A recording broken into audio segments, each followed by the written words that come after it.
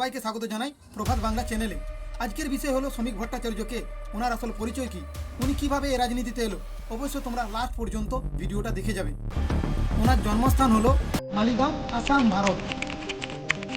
আর উনি 5ই নভেম্বর 1963 সালে জন্মগ্রহণ করেন।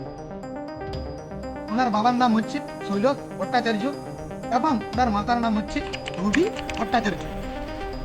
উনি কলকাতার সুরেন্দ্রনাথ কলেজে 1988 সালে ব্যাচেলর অফ আর্টস অর্জন করেন, যেটা আমরা বলে থাকি বিএ ডিগ্রি। উনি 1971 সালে প্রায় 8 বছর বয়সে রাষ্ট্রীয় ফ্রন্ট সভাপতির সঙ্গে যোগ দেন, যেটা আমরা বলে থাকি আরএসএস। এবং 1980 দশকের শুরুতেই আনুষ্ঠানিকভাবে জনসংঘ ও পরবর্তীতে বিজেপিতে যোগদান হন। 2014 সালের উপনির্বাচনে উত্তর 24 পরগনা বসিরহাট দক্ষিণ বিধানসভা কেন্দ্র থেকে জয়ী হয়ে পশ্চিম বিধানসভা বিধায়ক এমএলএ নির্বাচিত হন। তিনি সে সময়ে রাজ্যের প্রথম দিকে নির্বাচিত হওয়া বিজেপি বিধায়কের মধ্যে অন্যতম ছিলেন। 2014 সালে বসিরহাটে জিতে যখন উনি এমএলএ হন, 2014 থেকে 16 পর্যন্ত এমএলএ ছিল। 2020 থেকে 24 সাল পর্যন্ত পশ্চিমবঙ্গ রাজ্য বিজেপি প্রধান মুখোপাধ্যায় হিসেবে দায়িত্ব পালন করেন।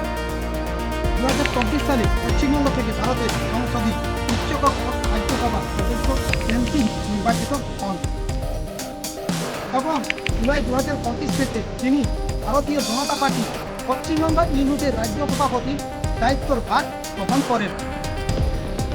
2018 সালে শ্রমিক ভট্টাচার্য আর অমরনাথ চক্রবর্তীর একটা পদের ওপর বিক্রি করে। লোকজনেরও আর খেতে কাজ নেই, কেন কিস্তি দেবে? কেন কিস্তি দেওয়া কি হয়েছে? আমি কি কিছু লিখেছি? আমি তো লিখেছি বন্ধু লাভ সাইন ফাইন দিয়েছি। আর এই কলের রেকর্ড প্রচুর পরিমাণে সোশ্যাল মিডিয়াতে ভাইরাল হয়েছে। একটা কল রেকর্ড ভাইরাল হয়েছে, কিন্তু না, এই কল রেকর্ডের মধ্যে একটু অন্য টাইপের অন্য ধরনের কথাবার্তা ছিল। আর এই নিয়ে শ্রমিক ভট্টাচার্যকে বিরোধী দলের নেতাদের সাথে অনেক বিতর্ক হয়েছিল বা এখনও বিতর্কের মুখে পড়তে হয়। শ্রমিক ভট্টাচার্য কোনো উচ্চ পোস্টের মধ্যে যায়, তখনই এই কল রেকর্ডের নিয়ে বিতর্কের মুখে পড়তে হয় শ্রমিক ভট্টাচার্য।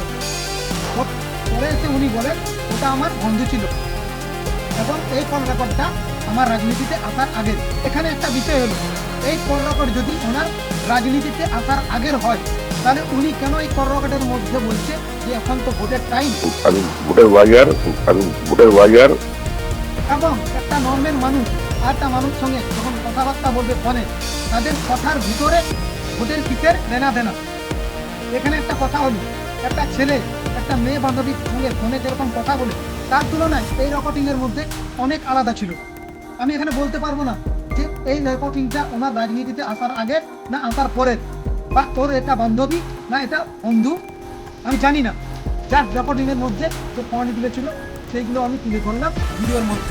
তোমাদের মতামত অবশ্যই কমেন্টে জানিয়ে যাবে। ভিডিও যদি ভালো লেগে থাকে অবশ্যই লাইক করে যাবে। আর নেক্সট ভিডিও দেখার জন্য আমার চ্যানেলকে সাবস্ক্রাইব করে অন নোটিফিকেশান করে রাখবে, যাতে আমি ভিডিও আপলোড দেওয়ার সাথে সাথে তোমাদের কাছে পৌঁছে যায়।